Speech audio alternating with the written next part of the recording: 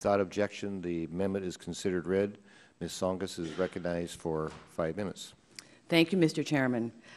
Following the BP oil spill, which, as we know, was the worst environmental disaster in American history, this committee has a responsibility to the American people to make sure that offshore oil and gas drilling is occurring safely and responsibly.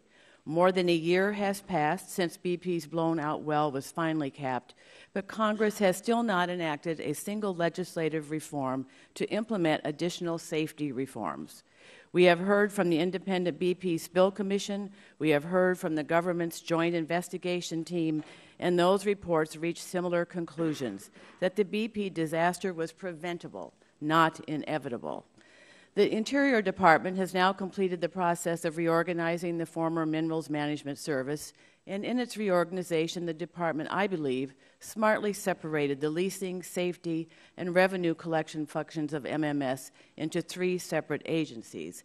And as we know, the final stage of this reorganization was completed on October 1 of this year. I'm encouraged by testimony we have heard before this committee from Interior Secretary Salazar and Michael Bromwich, the outgoing director of BSEE and former director of Beamer, highlighting the important role safety and comprehensive spill plan review will play under the newly formed agencies. Just yesterday, before this committee, Secretary Salazar reiterated his department's commitment to more thorough and comprehensive oil spill response plan review and safety enforcement through BSEE. Yet, in the underlying legislation before us today, there are significant differences between the progress we have seen at BSEE and what is included in this legislation, particularly with regard to safety provisions, which contains only very vague language dealing with safety. In order to move forward with safe and responsible drilling, we must learn lessons from the Deepwater Horizon disaster so we do not repeat our same mistakes. The amendment that I am offering is simple.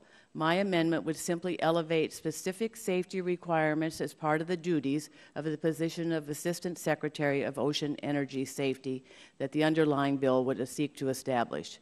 My amendment would explicitly require in law that drilling operations meet additional requirements for third-party certification for blowout preventers and well control and procedures to minimize the risk of explosions like the one that caused the Deepwater Horizon disaster.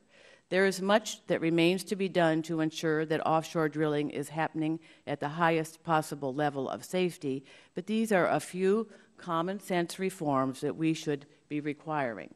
The United States should have the safest offshore drilling operations in the world, and my amendment would help ensure that this is the case.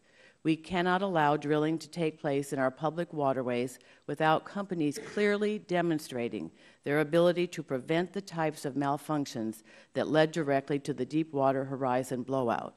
This amendment would incorporate the lessons learned from the BP spill and improve the safety of offshore drilling. I urge my colleagues to support this common-sense amendment, and I yield back. Gentleman yields back. Further discussion. Gentleman from Colorado, Mr. Lamborn. Thank you, Mr. Chairman. And I reluctantly need to oppose this amendment, but I recognize that it is very thoughtful, it is very well